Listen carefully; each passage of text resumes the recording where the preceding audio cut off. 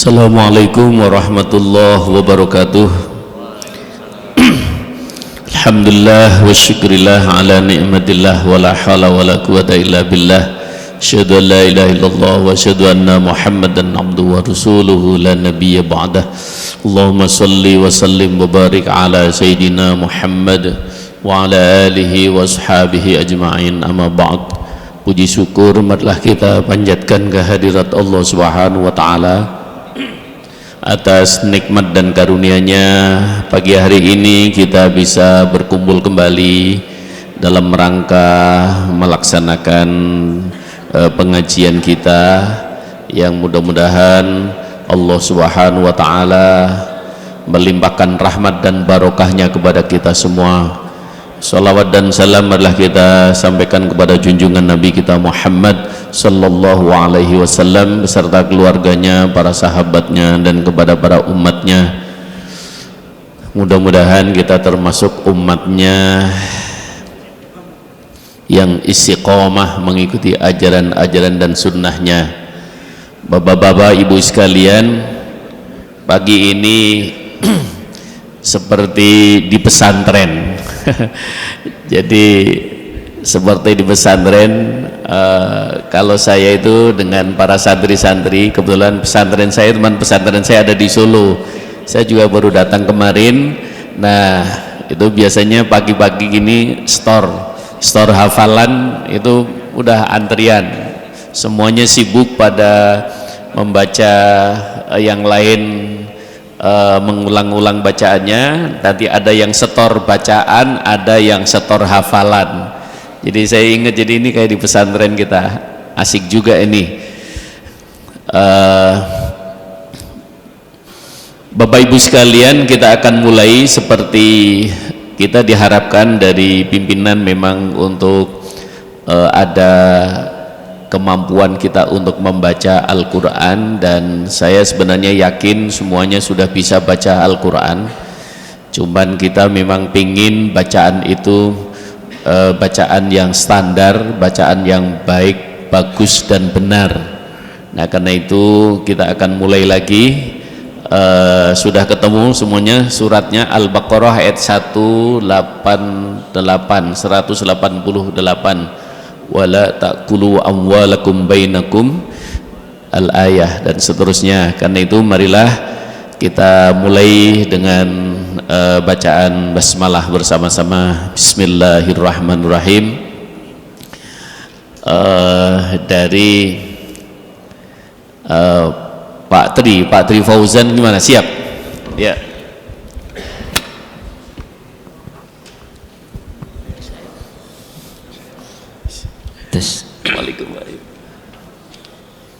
A'udzu billahi minasy syaithanir rajim. Bismillahirrahmanirrahim. Wala ta'kulu amwalakum bainakum bil batili wa tudlu biha ilal hukami litakulu fariqam min amwalin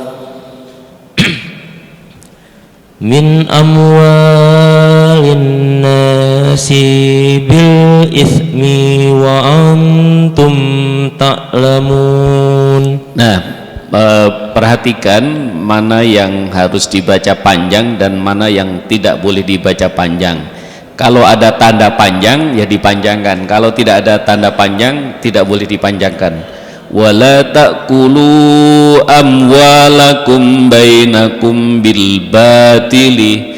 Linya nggak boleh panjang bil batili, karena mikir huruf ke depan ya, bil batili wa tutulu. Nah coba diulang lagi. Wala takul, semua yang lain bisa nyimak.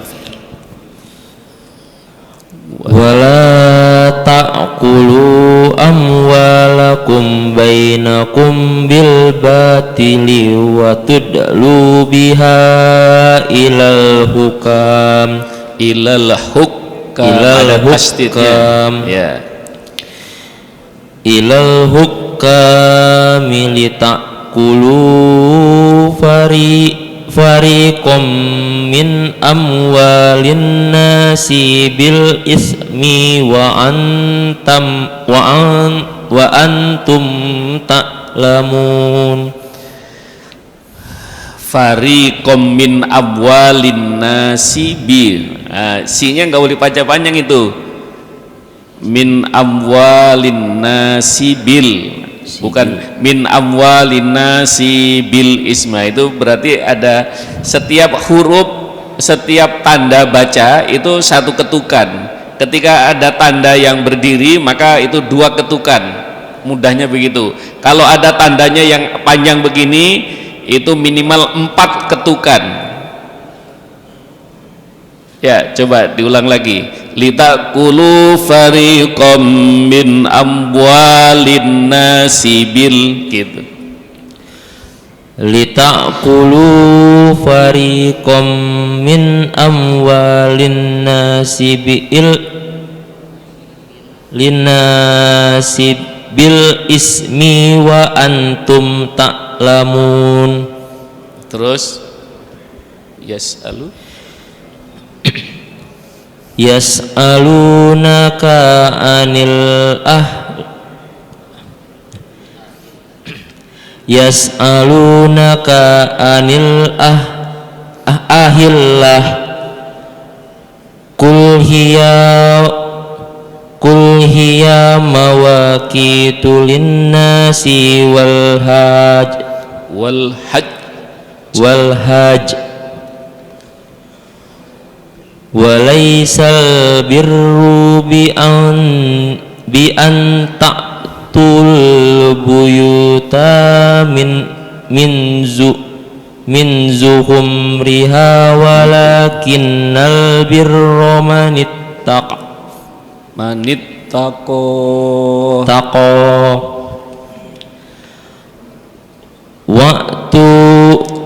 wa'tul buyuta min abwabis biha wattaqullaha la'allakum tuflihun. Ya, cukup.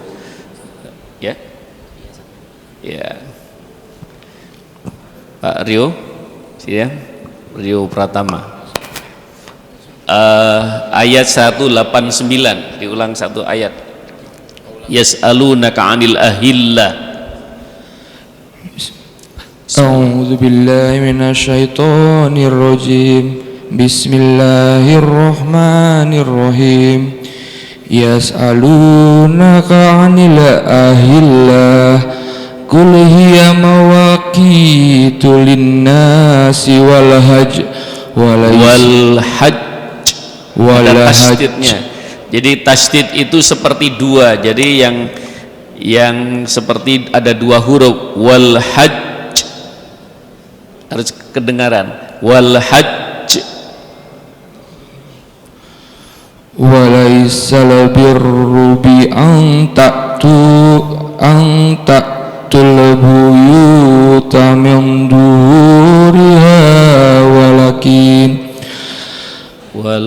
walakinnal birra manittaqa wa'tul buyuta min abwabiha wattaqullaha la'allakum tuflihun. Baik, ya. Ini yang bagian belakang nih. Pak siapa ya? Sebelah timur ini apa? Tiang. Ya. Sebelah, ya. Pak siapa ini? Ya, silakan. Ayat 189.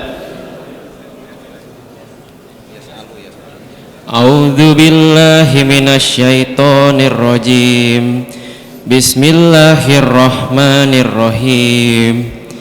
Yas'alunaka 'anil ahillah qul hiya mawaqitu linnasi wal hajj walaisal birru bi an ta'tul buyuta min zuhuriha walakinnal birra manittaqa wa'tul buyuta min abwabiha wattaqullaha la'allakum tuflihun. Satu lagi. Wa qatilu fi sabilillahi alladhina yuqatilunakum wa la ta'tadu innallaha la yuhibbul mu'tadin. Innallaha hanya pendek. Innallaha la yuhibbul mu'tadin. Nah, jadi perhatikan, jangan karena kita untuk lagu akhirnya hanya dipanjangin innallaha la yuhibb. Jadi itu korban lagu namanya. Ya silakan Bapak yang siapa? Silakan. Ya. Wah, nggak siap. Ayat 191. A'udzu billahi minasyaitonir rajim. Bismillahirrahmanirrahim. Wa qatuluhum hayyashu shakifatuhum wa akhrijuhum min hayyashu akhrajukum wal والفتنة أشد من القتل ولا تقاتلوهم عند المسجد الحرام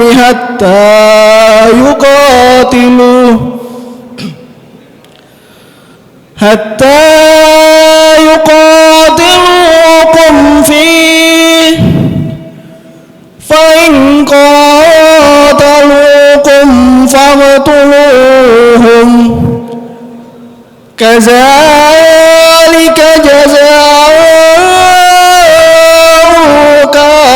الكافرين فإن انتهوا فإن الله غفور رحيم. Baik, ya. Sadaqallahul azim. Bagian di belakang nih, belakang, tengah.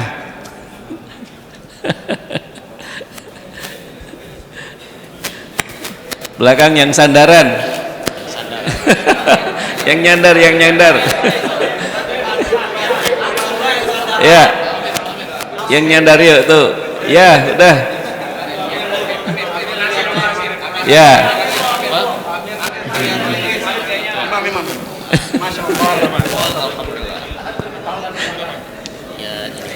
Ayat 193.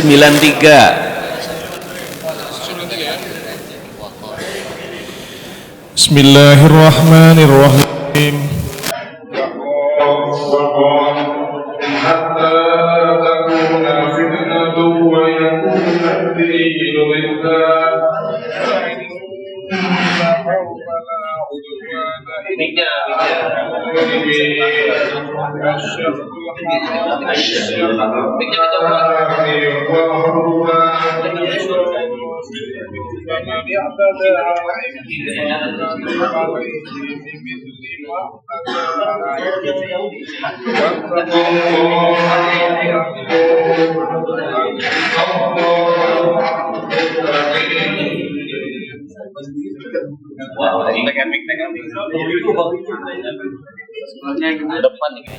Ya.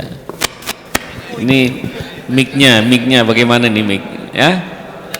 Udah. Kalau jauh.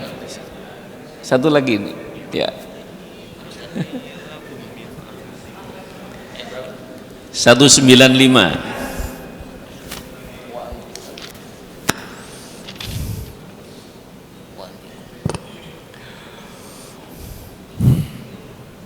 وأنفقوا في سبيل الله ولا تلقوا بأيديكم إلى التهلكة وأحسنوا إن الله يحب المحسنين. Terus.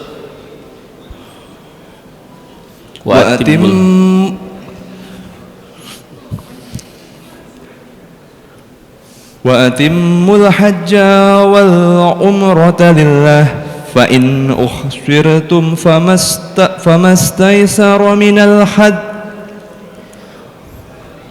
ولا تحلقوا رؤوسكم حتى يبلغ الهدي محله فمن كان منكم مريضا أو به أذى من رأسه ففدية من صيام أو صدقة أو نسك فإذا أمنتم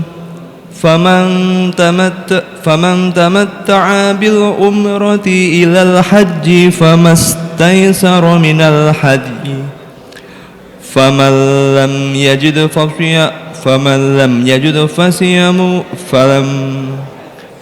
يجد فصيام 3 أيام في الحج فسبعة إذا رجعتم تلك 10 كاملة ذلك لمن لم يكن أهله حاضر المسجد الحرام واتقوا الله واعلموا أن الله شديد العقاب. Sadaqallahu adzim. Masih satu ibu-ibu barangkali. Ada suara lain? Ibu-ibu silakan satu.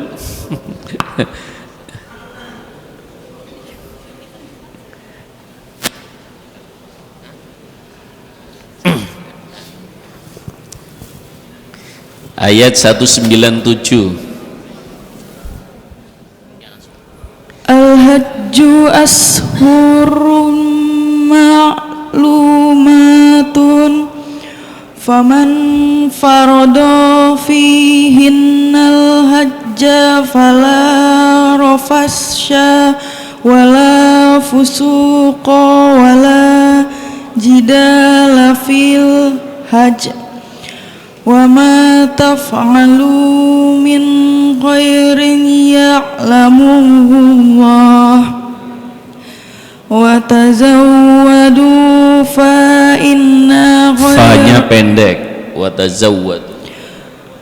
tazawwadu fa inna khairan razzadit taqwa wattaquni ya ulil albab.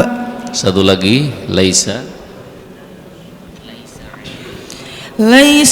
alaikum junahun an tabtaghu fadlan min rabbikum fa iza afattum min arafatin fazkurullaha indal masy'aril wallaha indal masy'aril haram waskuruhu kama hadakum waskuruhu kama hadakum wa in kuntum min qablihi laminad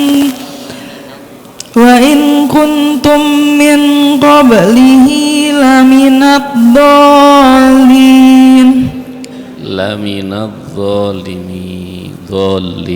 Baik. Thumma afidu min haitsu afadhan nas. 199.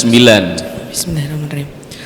Summa afidhu min haitsu afadhan nas wastaghfirullah innallaha ghafurur rahim. Fa idza qadaytum manasikakum 'alaikum fadkurullaha kadzikrikum aba'akum wa atizkuru ni'matallahi 'alaikum idza kuntum ma'ahum fil fulki tajrina bihim fawqa al-anhari wa tashrabuna min ka'sin ka'annaha a'yanun ukhra wa tadhkuruna ni'matallahi 'alaikum idza kuntum minal a'raabi muhajirin falamma ja'akum aw asyad dzikra faminan nasi may yaqulu rabbana atina fid dunya wa ma lahu fil akhirati min khalaq.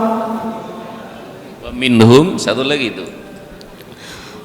Wa minhum may yaqulu rabbana atina fid dunya hasanah wa fil akhirati hasanatan wa qina adzabannar. Shadaqallahul azim. Baik, mari kita simak ayat mulai tadi 188. A'udzubillahi minasyaitonirrajim. Bismillahirrahmanirrahim. 15 menit. Masih ada satu lagi? Enggak, udah cukup. Surat Al-Baqarah ayat ke-188 ini pesan moralnya pas banget, kena banget untuk supaya kita ini lebih berhati-hati. Karena apa? Ini kaitannya dengan urusan makanan kita. Hati-hati karena pengaruh makanan terhadap perilaku keseharian seseorang itu sangat besar sekali, apalagi dampak kepada anak-anak dan keluarga kita. Allah nyatakan dalam surat Al-Baqarah ayat 188, A'udzubillahi minasyaitonirrajim. Bismillahirrahmanirrahim. Wala ta'kulu amwalakum bainakum bil batili wa tudlu biha ilal hukam litakulu fariqam min amwalin nasi bil itsmi wa antum ta'lamun. Dan janganlah kamu sekalian, sebagian kamu di antara sebagian yang lain memakan harta benda di antara kamu sekalian dengan cara yang batil. Wa tudlu biha ilal hukam, dan jangan kamu membawa perkara urusan harta itu di depan hukum hanya karena kamu ingin menguasai, padahal kamu tahu bahwa itu tidak benar. Ini luar biasa ayat ini berkaitan dengan dalam kehidupan kita dewasa ini. Seringkali orang bilang, aduh zaman sekarang jangankan yang halal, yang haram aja juga susah katanya. Itu artinya katanya yang haram susah, yang halal susah. Sama-sama susahnya, kalau begitu ya jangan cari penyakit gitu. Jadi berarti sama-sama susahnya, padahal maksudnya kan wah jangan zaman sekarang cari yang halal, yang haram aja susah. Artinya sama-sama susah kan, berarti ya cari yang halal supaya tidak ada urusan di belakang hari. Kenapa Allah sampai mengingatkan urusan harta makan ini? Kita jangan sampai kita mengambil harta teman kita, saudara kita, sahabat kita, tetangga kita dengan cara yang tidak benar. Di ayat yang lain Allah ingatkan, ya ayyuhan nas kulu mimma fil ardi halalan thayyiba wa la tattabi'u khutuwatis syaitan innahu lakum aduwwun mubin. Sekalian manusia, jangan kau makan makanan yang hendaknya kamu sekalian makan yang halal dan yang baik. Jangan engkau mengikuti cara setan. Jadi setan itu memang nggak peduli mau halal mau haram. Nah, kita sebagai orang-orang yang beriman, kita diingatkan, bahkan secara umum seluruh manusia diingatkan oleh Allah, jangan mengambil harta orang lain dengan cara batil. Kalau gitu, kalau dengan cara yang tidak batil boleh? Ya boleh, terjadi transaksi jual beli, itu berarti kita pengambilan harta atas orang lain itu dengan cara yang benar, cara yang boleh.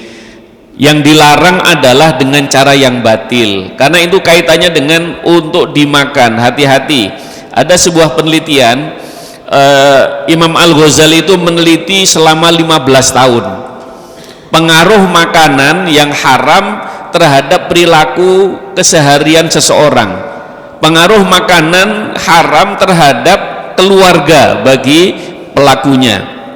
Ini sungguh dampaknya luar biasa. Kesimpulan beliau, orang-orang yang keluarga yang peduli tentang halal dan haram, maka akhirnya keluarga itu akan terkendali, mudah diarahkan dan mudah untuk ibadahnya. Tapi sebaliknya, keluarga yang tidak peduli dengan halal dan haram, harta benda yang didapatkan, maka keluarga itu cenderung sulit untuk dikendalikan. Nah, dan bahkan cenderung untuk malas beribadah. Ini ada kisah ini dalam bimbingan rohaniyah yang saya jalani. Maka ada seorang datang, Pak, saya ini dulu waktu masih muda kita berangkat membangun keluarga itu baik-baik semua, bahkan kita ngundang guru ngaji ke rumah sehingga kami, istri, anak-anak semuanya baik-baiknya. Tapi dalam perkembangan waktu, kenapa sekarang itu keluarga kami ini jadi berantakan begini? Saya tanya, berantakannya gimana? Iya, istri saya sekarang punya pil. Ya, saya tanya, bapak punya will nggak? Ya gitulah. Nah itu sama berarti. Terus anak-anak juga begitu, anak-anak cenderung tidak terkendali. Nah, pertanyaan saya, bagaimana bapak memberikan nafkah kepada keluarga? Ya biasa Pak, zaman sekarang mau gimana lagi gitu kan? Gimana lagi gimana maksudnya? Maksudnya boleh semuanya. Ya begitulah. Nah, inilah maka Allah Subhanahu wa taala mengingatkan, jangan engkau mengambil harta orang lain seperti syaitan. Syaitan nggak peduli mau halal mau haram, mau mencuri, mau maling, mau ngerampok, mau curang, mau apa, dia nggak peduli, namanya juga syaitan, malah ngajak-ngajak yang lain lagi. Nah, jadi maka terjadi kenapa yang tadinya itu baik-baik saja, keluarganya baik-baik saja, yang tadinya bahkan dia itu pulang balik haji umroh berulang kali, tapi kenapa begitu juga terus tetap saja sangat sulit sekali untuk mendamaikan, menyatukan dalam rumah tangga itu. Karena apa? Ini Pak, persoalan makanan. Tapi nggak saya makan Pak. Nah itu saya tanya, ibu diberikan mobil dari uang apa?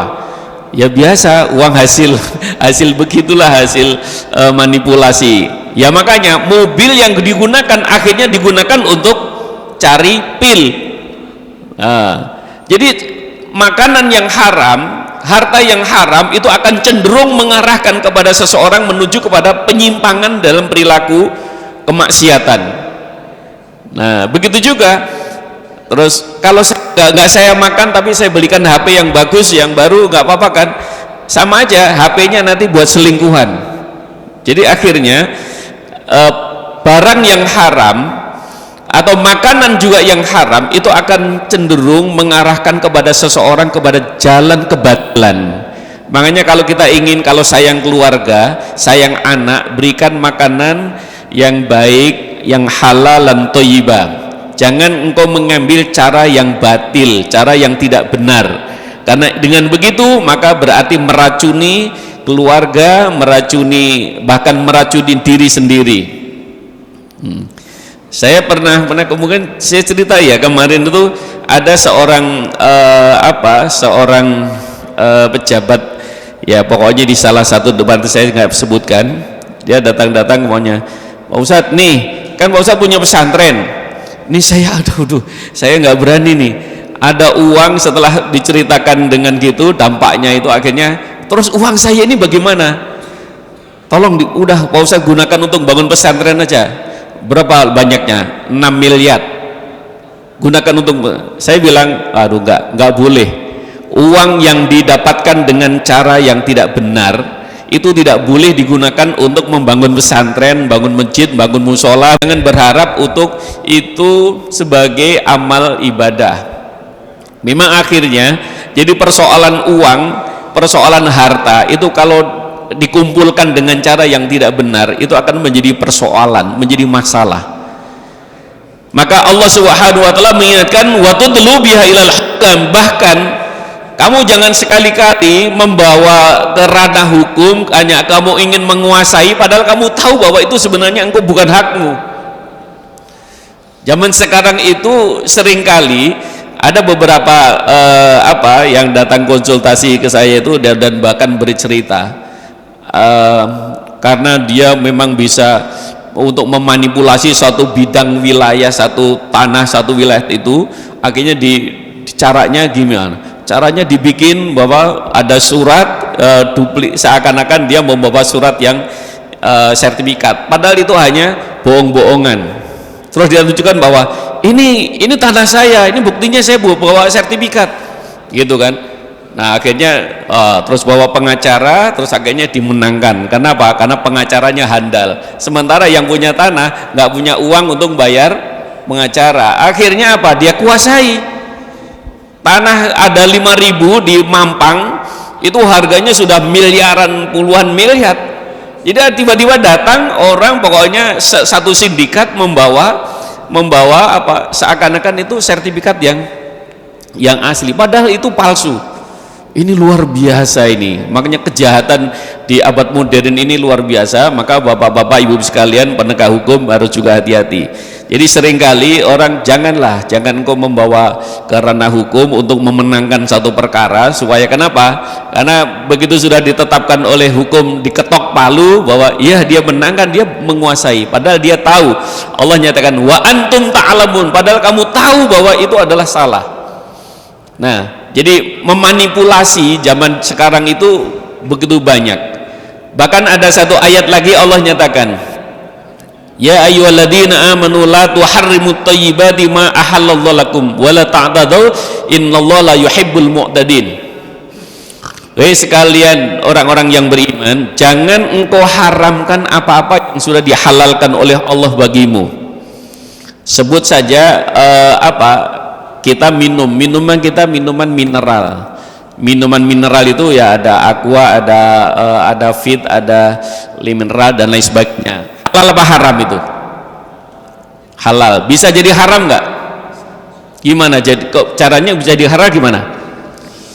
Nah, kalau dibeli dengan uang yang tidak benar, hasil kecurangan, hasil manipulasi, maka itu akan menjadi haram.